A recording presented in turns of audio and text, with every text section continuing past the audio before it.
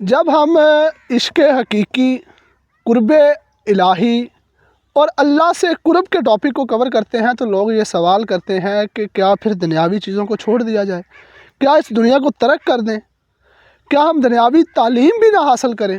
تو آج اسی کنسیپٹ کو جانتے ہیں، اسی چیز پہ بات کرتے ہیں کہ اسلام جو ہے وہ دنیاوی ہنر اور دنیاوی تعلیم کے بارے میں کیا کہتا ہے۔ 3-4 آپ کو اگزامپلز دیتا ہوں کہ انبیاء کرام بھی دنیاوی کاموں میں مہارت رکھتے تھے اور ہنر رکھتے تھے تاکہ رزق حلال کما کے اپنی زندگی گزار سکیں، اور علم ہوگا تو انسان کے پاس ہنر آئے گا۔ تو اسلام کبھی بھی دنیاوی تعلیم اور دنیاوی ہنر سے منع نہیں کرتا، بلکہ اس بات کو پریفر کیا جاتا ہے کہ اسلام کو ماننے والا شخص انڈیپینڈنٹ ہو۔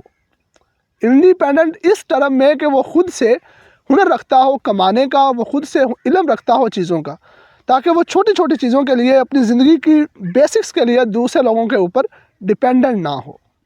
انبیاء کرام کی مثالیں ہمارے پاس واضح ہیں۔ حضرت داؤد علیہ السلام لوہے کا کام کرتے تھے، حضرت ابراہیم علیہ السلام ماہر فلکیات تھے، حضرت نوح علیہ السلام لکڑی کا کام جانتے تھے۔ یعنی ہر نبی اور ہر رسول نے رزق حلال کا کوئی نہ کوئی ذریعہ اپنایا اور اپنے ہاتھ سے کام کر کے روزی کمائی۔ اور ہمارے پیارے رسول اللہ صلی اللہ علیہ وآلہ وسلم بھی تجارت کرتے تھے، جو کہ ایک مقدس پیشہ ہے۔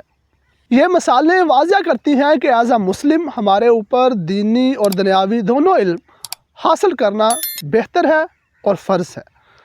اگر ہم ان کو حاصل کریں تو ہماری زندگی بہتر ہوگی، ہم ایک بہترین معاشرے کی بنیاد رکھ سکیں گے۔ السلام۔